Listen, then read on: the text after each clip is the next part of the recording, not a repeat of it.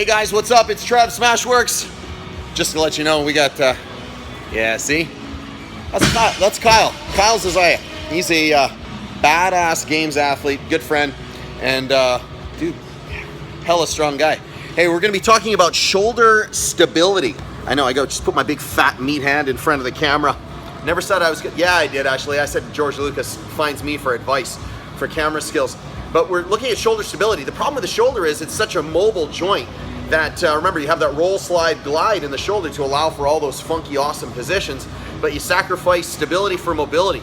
So as you have all those, remember the rotators that come on, basically keep that shoulder attached, and then you're surrounded by that big chunk of steak, the deltoid, and then you have the lats that come in there, the pec that comes in there, the pec minor that comes up on that coracoid. Now, hit the brakes. That coracoid's a big deal, because what happens is it's this little bony hook, and the pec major, or pec minor rather, attaches onto that coracoid. So does the tendon of the bicep, by the way. So we need to address all that, because what starts to happen is that coracoid, through something called bone remodeling, right? Bone remodels according to stress, piezoelectric effect, Wolff's Law, all that stuff. That bone starts to crank forward like this. Now I realize in slow motion that's gonna look really funny. So makes me think of the guy when I crush your head, right? Gosh. So what happens is, as that coracoid comes forward, you wind up getting closer and closer to an impingement, and then getting overhead becomes one of these. You wind up pulling the shoulder up like this, and your overhead position is out front like this, or you wind up dumping forward to get into any overhead position, like an overhead squat or a squat snatch, where you need to do this, because you can't wind up that joint capsule the way it's supposed to. Remember, the shoulder joint is stable when? Yeah, that's right, when the fibers are wound up. It's like I waited for you guys to answer, but when the fibers are all wound up, that joint's super stable. So I'm gonna show you three things. We're gonna peel away the tricep. See, the tricep, long head specifically, attaches to the scapula, and it's gonna affect the ability of that scapula to get up and overhead, because it's gonna allow that scapula to accommodate and approximate into that overhead position, so you turn that cup of that joint up so you can get that shoulder up. Remember, this is a normal position. I had a guy tell me one time, I won't tell you what the doctor is, but the doctor says, yeah, we're not designed to go overhead. That's the most ridiculous thing I've ever heard. I will go on record saying that is a punk statement. It is not the truth.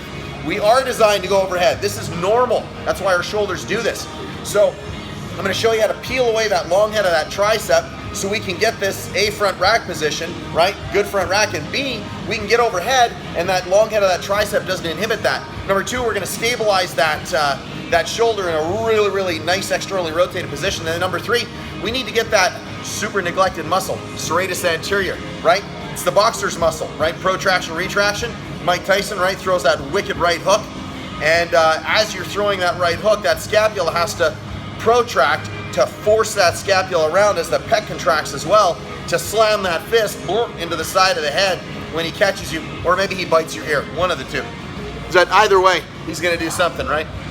So first thing we gotta do is we gotta unglue that tricep. Remember, we strip away tissue before we work on stability. It's super important you do it in that order. So it's really easy. Just grab a band, get a pretty heavy band. God, the amount of jokes that could have just come out there is incredible.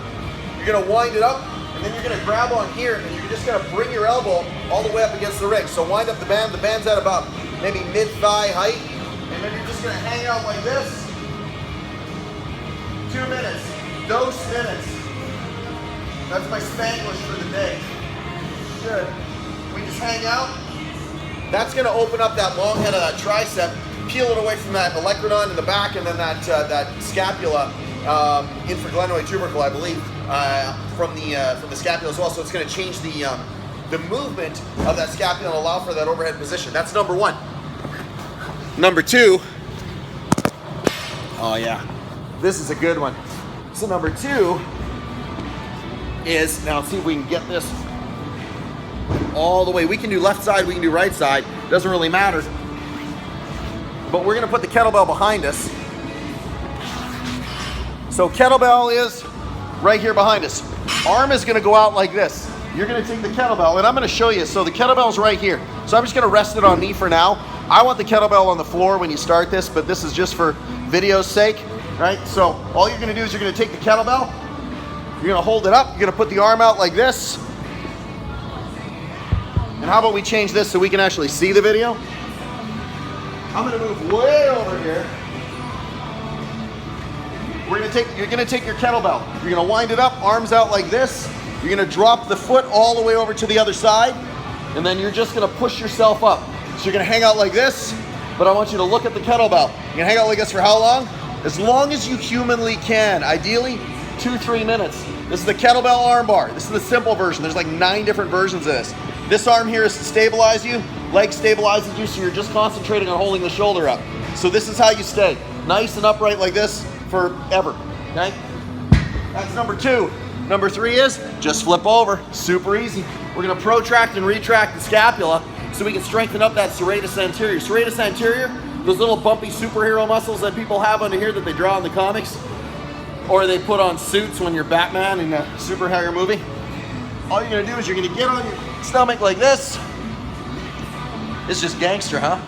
And then you just hang out like this. So you're basically in a plank, except you're this way, so it takes out the ability to do a real push-up, and then you're just gonna squeeze your scapula together. So squeeze your shoulder blades together, and then push them away.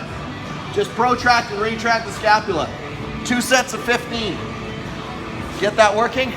That's gonna stabilize that shoulder. That's gonna help a ton of the overhead position, but it's gonna get rid of a lot of shoulder aches and pains and all kinds of issues that you got going on, because you're actually telling that joint to stabilize the way it's supposed to and to move the way it's supposed to. As far as the acromion goes and bending it back into place, that's next time. Hey, I'm Trev, SmashweRx. I'll see you guys tomorrow. Have an awesome day.